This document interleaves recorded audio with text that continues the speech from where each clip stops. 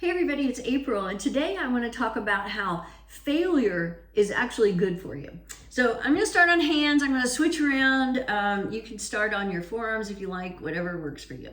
So if you're starting on hands, you'll start in table position. Pull your shoulders down your back, then lift your upper back, lift your chest, pull in your belly, come up on your toes, shift your weight forward slightly, and the timer has begun. And then once you're in your plank, do all of that again. So I'm going to press into the floor again, pull in my belly again. You're actually pretending like you're trying to pull your navel through your spinal cord. Tightening up your glutes, press your heels back. So now everything in your body is engaged, including your mind. You're also working on strengthening that mind muscle. You know, every muscle in your body is active. And if nothing else with plank, we're at 30 seconds already. Your mind muscle is working on, can I hold this? Can I do it? Can I keep going? Am I pulling everything in? Is everything engaged? So that's a little bit of the self-talk that I have anyway when I'm planking. So I wanted to talk today about how you actually need to have a little failure in your life in order to succeed. And if you're not failing, you're probably not trying hard enough or trying new things.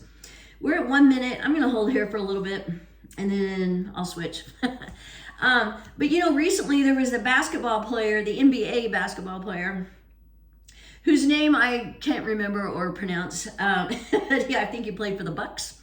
And I think a reporter asked him if the season was a failure because they didn't make it to the playoffs or something like that. And he responded with, it's not a failure. I mean, they won a whole bunch of games. They had to do that just to get to the playoff regionals, whatever they were doing. I'm sorry, I don't know the actual terms here for what was going on.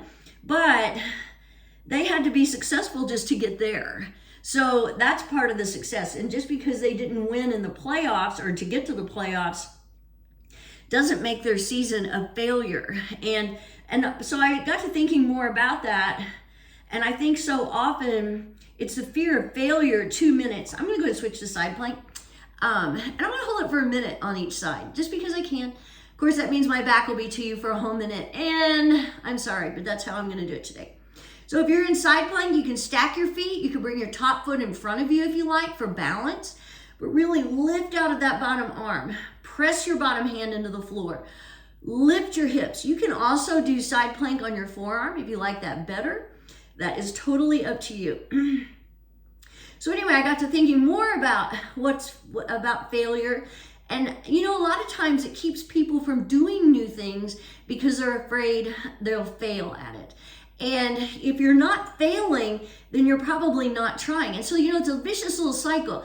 We get into our comfort zone at doing what we know we can do well, and then we just kind of stay there because nobody likes to fail. I don't like failing, but it has to happen.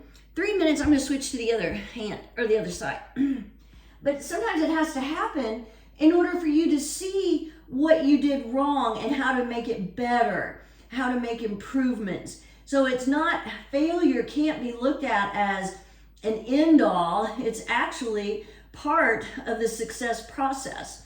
So the more you're trying new things, trying to do something different or challenge yourself, there's going to be more opportunity for failure just because that's what happens as you're trying new stuff. So I'll just have to tell you that, you know, when I'm doing my handstands, for example, I don't always kick up on the first time, but I will after maybe the second or sometimes a few tries.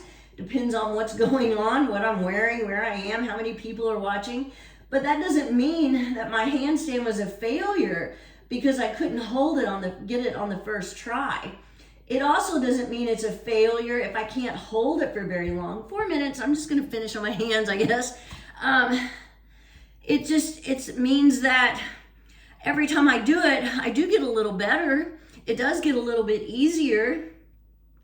I have to remind myself that, you know, this time, about when I was 50, so 10 years ago, I wasn't even doing handstands. Not on the first, second, third, 10th, or 100th try. So it's a big deal that I did have to fail in order to get better. And it's the same way, let's say with plank. If you decide you want to start planking and you're disappointed because you couldn't hold longer than 30 seconds, but you still made the attempt. And by doing it over and over again, that's how you're going to get better at it. It doesn't make you a failure. Or if you're trying to lose weight and you fall off the wagon, it doesn't make you a failure at that weight loss attempt. It's just a little setback for the moment. We're 5 minutes already. Woo! I'm gonna keep holding for a few more seconds. So don't be afraid to fail, because that's what's going to make you better, stronger. It's going to help you learn what you need to do differently in order to be successful. So try something new. Don't be afraid. Even if you can't get it the first few times, it will happen. And if nothing else, it'll lead you on a different path. Have a great day. See ya.